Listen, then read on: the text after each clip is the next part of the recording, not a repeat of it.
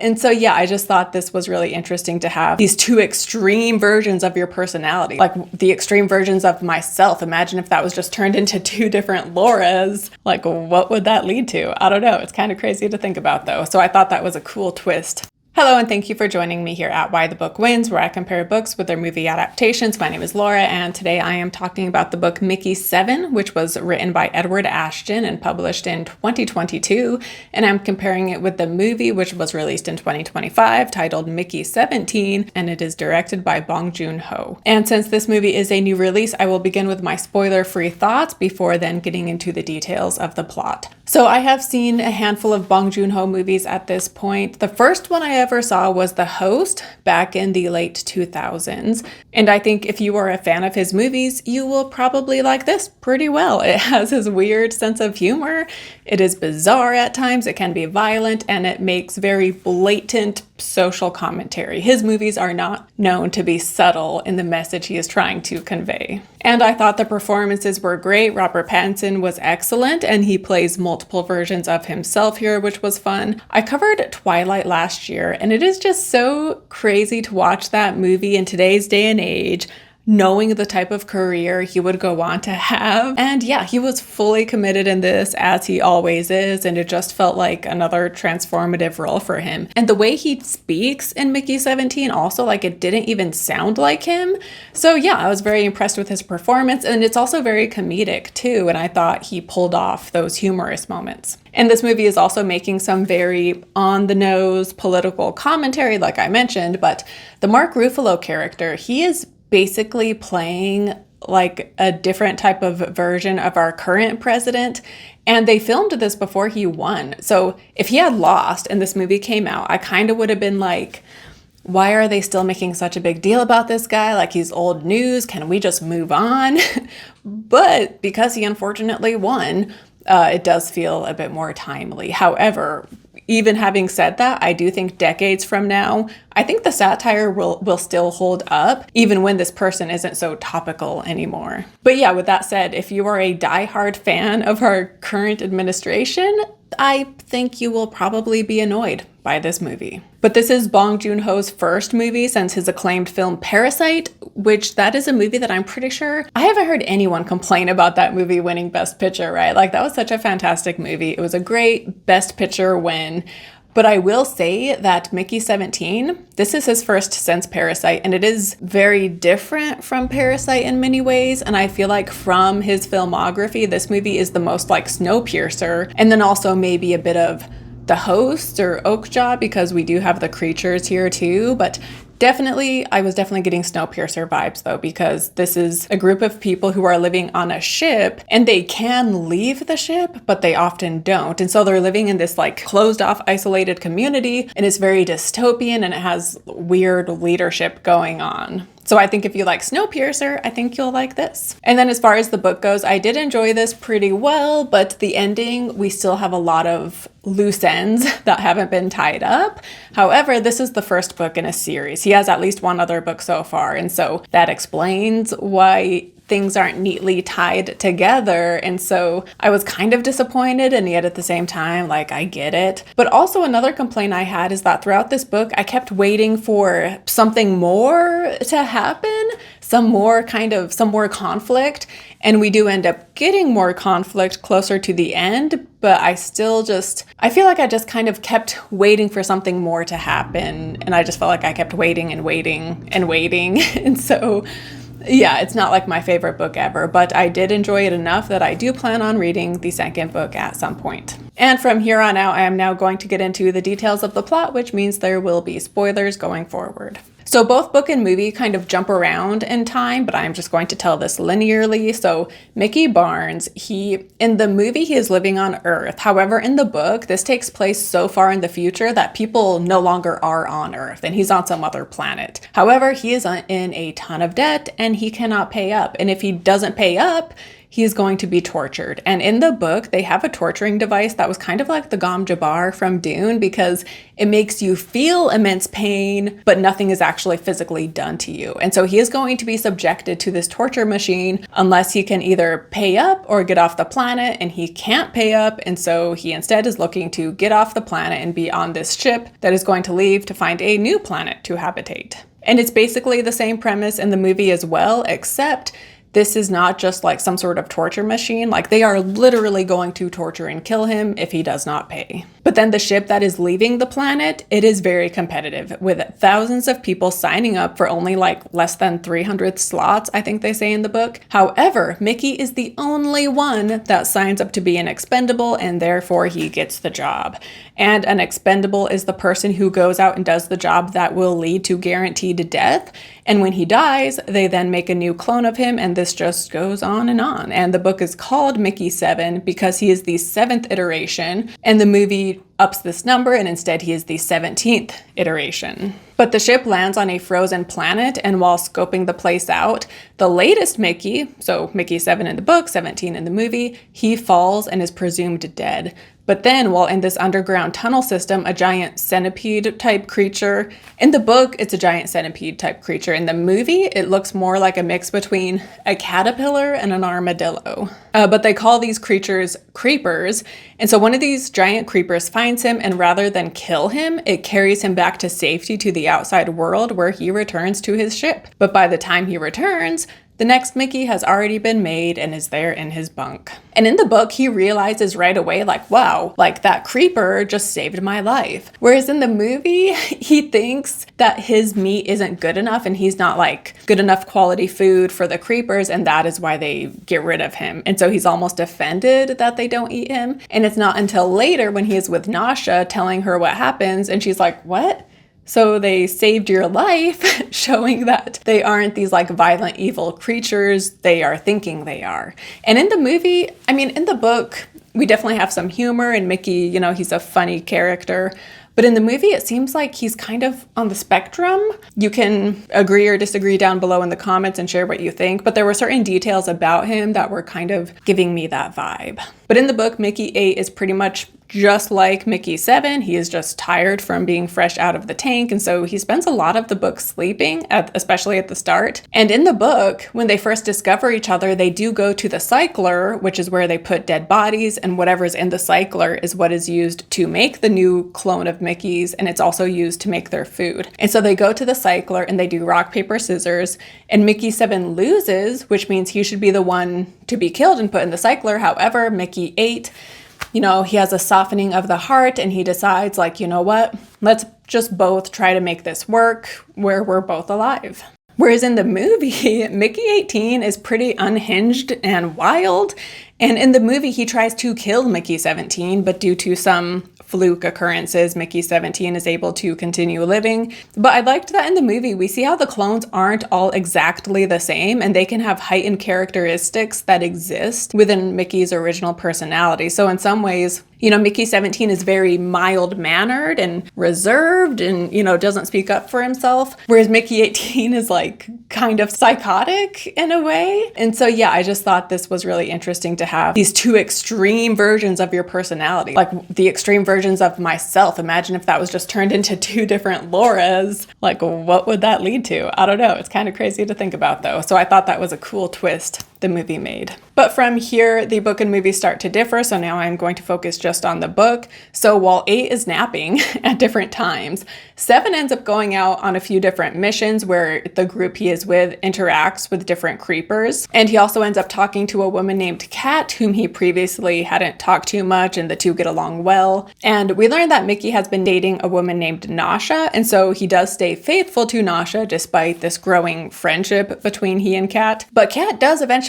realize that Micky is a multiple, and so she does confront him about this, and she says that she will keep his secret safe, but she warns him that, you know, he's playing a risky game by allowing two of them to coexist. But But after this confrontation with Kat, Mickey 7 then goes back to his bunk where Mickey 8 is with Nasha, and the two of them are having sex. So he walks in on them, and then he gets naked and joins them. And then afterwards, they are just laying there relaxing when Kat walks in because they had not locked the door. And so as soon as she sees them, she already knew he was a multiple, and yet just...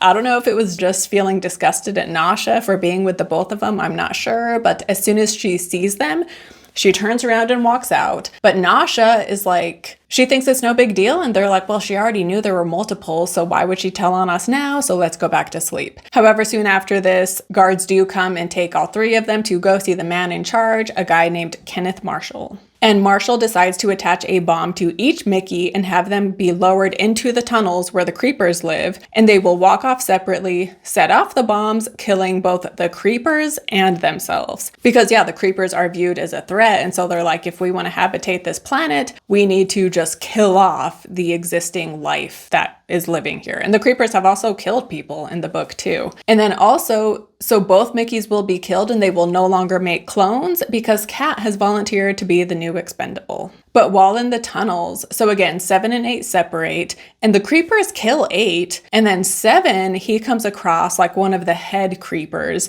And turns out the creepers had also taken Mickey 6.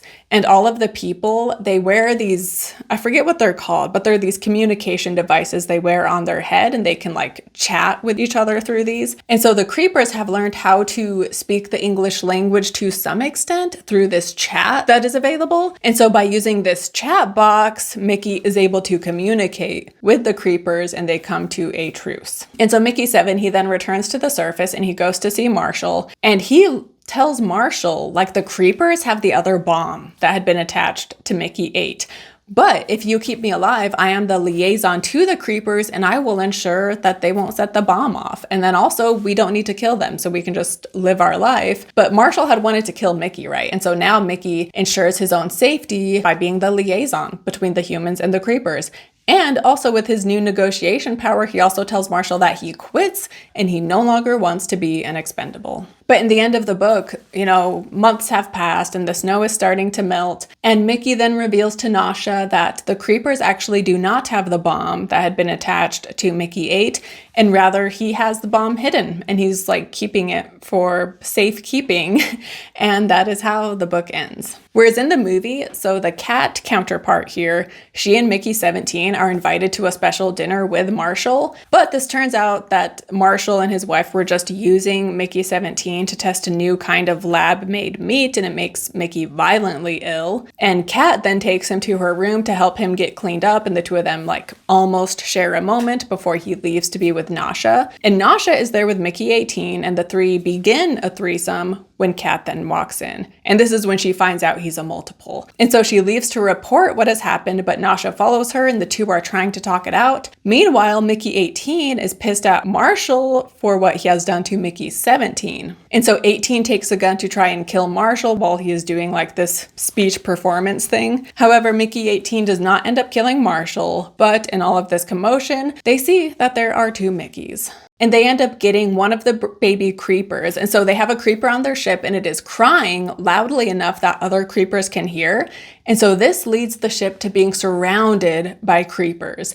And so when they realize there are two Mickeys, they decide that they will attach a detonation device to both Mickeys and they're going to send them out amongst the creepers and they're going to have a competition, and whichever loses is going to be blown up. However, they instead end up talking to the head creeper while using a translating device, and the creeper tells them that the reason they're there is because they want their baby back. And Marshall, though, from inside the ship, he sees Mickey talking to the creeper, and so he then goes out there to speak to the creepers himself. But long story short, the baby is returned, and Mickey 18 then attacks Marshall, and he detonates his own bomb, killing himself and Marshall. And then by the end of the movie, months have passed and they have decided to get rid of the machine that creates expendables and just get rid of that program entirely. And Nasha, she has decided to run to be a leader of this group and she wins the election. And the movie ends with them starting a new life on this planet, coexisting peacefully with the creepers. But to talk more about Kenneth Marshall, so in the book, the reader doesn't like Kenneth Marshall and Micky doesn't like him because he is part of a religion called the Natalists, and he views expendables as less than human, and so he therefore treats Micky very poorly. And so because of that, Micky doesn't like him, and neither does the reader. And then also he's just kind of like, he's fine committing genocide against the creepers, even though the creepers this planet had belonged to them, and yet Marshall is just very quick to be like, let's blow them all up and let's get rid of them, you know? And if it wasn't for Micky, that's what would have happened. And the movie does make some significant changes to this character, but they still make him be a leader who is quick to view the current life form on this planet as inferior. And he's also part of a large religious organization, but here he seems to be like a leader of this group. And he also has fanatical followers, and many of the people who applied to be on the ship, they did so because they liked him so much, which was not the case in the book. But we also hear that he had been in politics, but when that went poorly is when he opted to be a leader of this new ship that was heading out. And all of his followers wear red hats with his slogan printed in white on the red caps. And he also wants to create like a pure human society on this new planet. And yeah, many of his mannerisms, like you can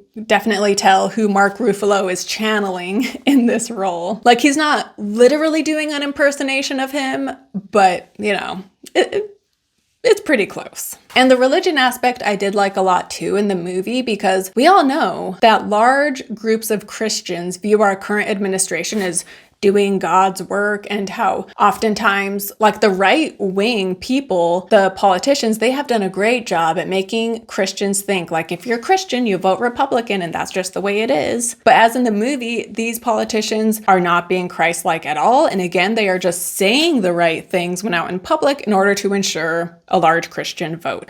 But the movie also has the added character of his wife, who in some ways seems to be the brains behind it all. And she has this weird obsession with sauce, which was kind of funny. But she ends up killing herself in the end after Marshall dies. And so she is no longer there either by the end of the movie. But we do get a dream sequence where at first we don't know it's a dream, but we see her creating a new Marshall, like a clone version. But then we find out it's a nightmare that Micky is having. And at first I was like, what was the point of that dream sequence? But then I remembered that I think the point of it is to show how Micky 17 has grown and changed, and how Micky 18, he kind of took some characteristics from Micky 18, right? Because now he has learned how to stand up for himself and not be so spineless, I guess you could say. Like, you know, I said earlier that the different clones kind of had heightened personality traits. And so in some ways by the end, because he met one of his fellow clones, he is now becoming more of a full human himself by embracing other personality traits that had been in Micky 18. But in both, before he gets on the ship, so he had a friend on the main home planet. In the book, this guy's name was Berto. In the movie, his name is Timo. But in the book, Berto was just always so good at anything he tried. He was ridiculously good at things. And he became a famous sports person. I forget what the sport was, but he was really good at some specific sport and he was famous for it. And then from there, he became a pilot and he became famous as like this top-notch pilot. And so because he is so famous and so successful, he of course is accepted to be one of the pilots that are going to be on this ship. Again, it was very competitive to get in on this ship, and so it's due to his fame and his skill that he is able to be accepted. But before he leaves for the ship, he decides like, you know what? I am going to play that sport again, and I am just going to win and leave on a high note, and then this planet will never see me again. But it has been years since his heyday in this sport, and so Micky, he assumes that Berto will fail miserably, and so he bets against Berto, assuming he will fail. However, Berto wins, and this is what leads Micky to be in so much debt in the book. And then in the book, after he makes it out of the tunnels alive, Micky 7 starts to realize that Berto is being kind of shady and has been lying to him. And basically we learn by the end that Berto, you know, he's known for being fearless, and yet he reveals that he actually is really scared of the creepers, and that has caused him to act selfishly and not be the good friend he should have been for Micky. However, by the end, they make amends and it's all good. Whereas in the movie, the Timo character, he is a smooth talker and he is able to convince Micky to go in on him on a macaroon shop. And so they get the money from this dangerous loan shark, but then the shop does not take off the way they thought, and now they owe all of this money to this loan shark, which they cannot pay. And so that is what leads Micky to be in debt in the movie. And in the movie, Timo is just able to get a pilot's license in the last minute, and that is why he ends up being able to be on the ship. And we see that once on the ship, Timo becomes a drug dealer, and we also have a scene later when he wants to kill one of the Mickeys because the loan shark has sent someone on the ship to get payback. And they say, we will let Timo live if he brutally kills Micky and films it. However, in this moment, Micky 18 ends up saving Micky 17. And then later, by the end of the movie, Timo has a showdown with this guy who was sent to get them. And Timo is able to kill him and he comes out of it okay. And I did think this part of the plot did feel unnecessary and it could have been cut, and it was just one added thing we just didn't need. But I was happy to see that Steven Yeun was in this movie because I think he's a great actor. And so on one hand, I'm glad this added detail gave him more to do because he really wasn't in as much of the movie as I hoped. So on one hand, I'm hey, at least it gave him more screen time. But on the other hand, I felt like it was an unnecessary addition. And the movie is definitely showing how Expendables kind of represent the working class and how the elite view the working class as expendable in a way, right? And he isn't known as Micky Barnes, as a unique human. Instead, he is just Micky 2, Micky 3, Micky 10, Micky 17, right? And so it's demeaning to be referred to by a number. And we also see how they are eating really gross food, especially in the movie.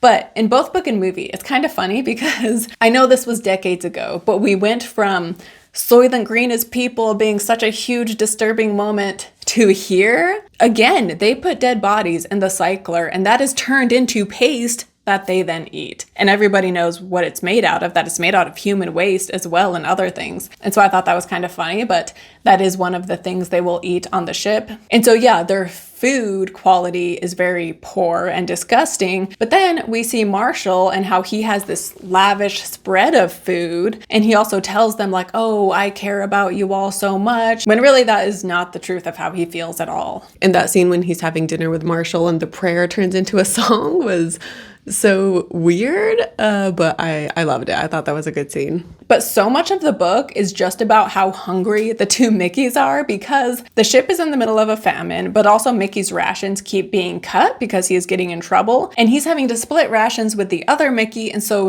much of the conflict is just how hungry they are and how are they going to get more food. And so in the movie, having Micky 18 be a bit of a psycho made it feel like there were higher stakes.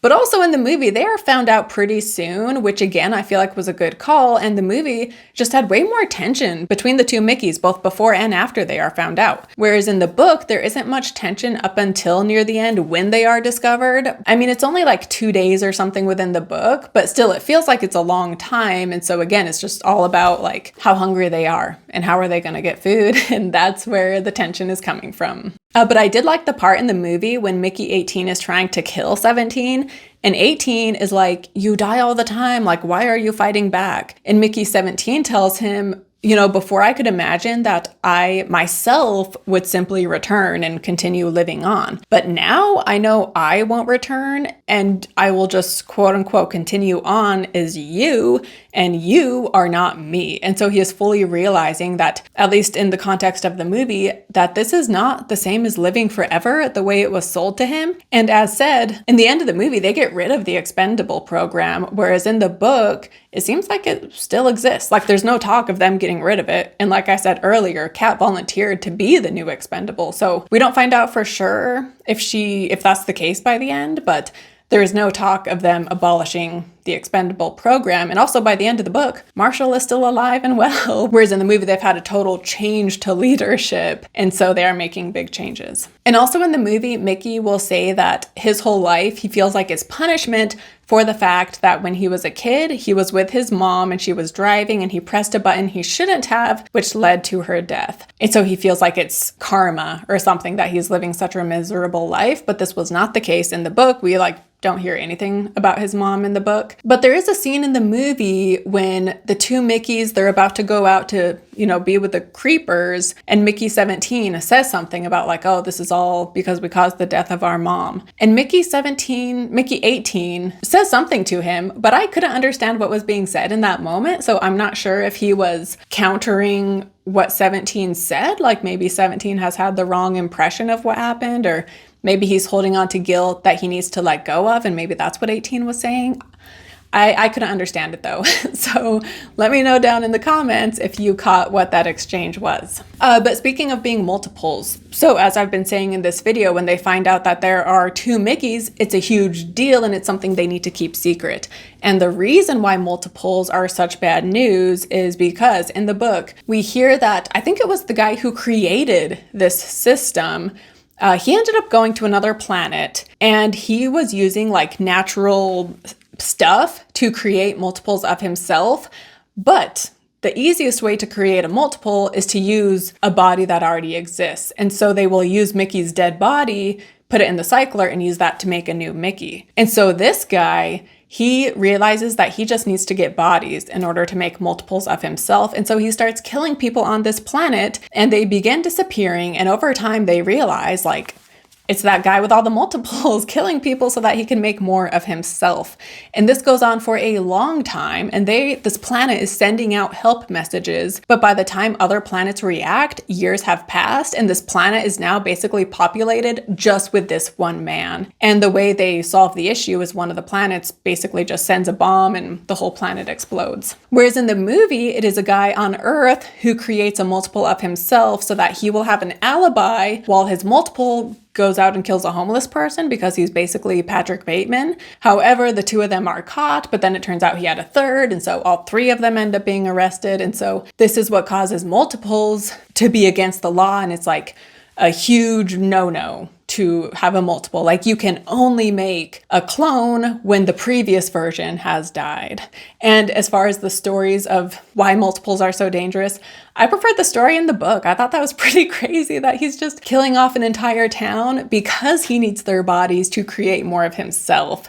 So I definitely preferred the book story as far as that was concerned. Like I almost feel like that right there could be expanded on and turned into its own movie, right? Like some sort of weird sci-fi horror movie with that. But just a couple other things I wanted to mention before I wrap up. So in the movie, Marshall puts a sex ban on the ship because he says it uses too many calories. And so they are not allowed to have sex until they are ready to populate this new planet. However, plenty of people are not obeying this law. And in the book, this was not the case. There was no ban. And in fact, before getting with Nasha, Micky has sex with various women who he later finds out are what are called ghost chasers because they are part of the natalist religion, the same religion Marshall is part of. And so they view Micky, once he has been cloned, they view him as like not having a soul or like not being fully human. And so they want to have sex with him as this weird fetish. And that was not in the movie. But also in the movie, like I said, the creepers come to the ship because the ship has their baby and they want to get it back. Whereas in the book, this was not the case. The creepers didn't view each other as individuals in this way, and they are just part of a larger whole. And I wanted to share a quote where Micky is explaining this to Marshall. So he says, "You're thinking like a human. The creepers don't see it that way. They don't seem to have much of a concept of individual life. As far as I can tell, they're a communal intelligence. They don't care at all about the creepers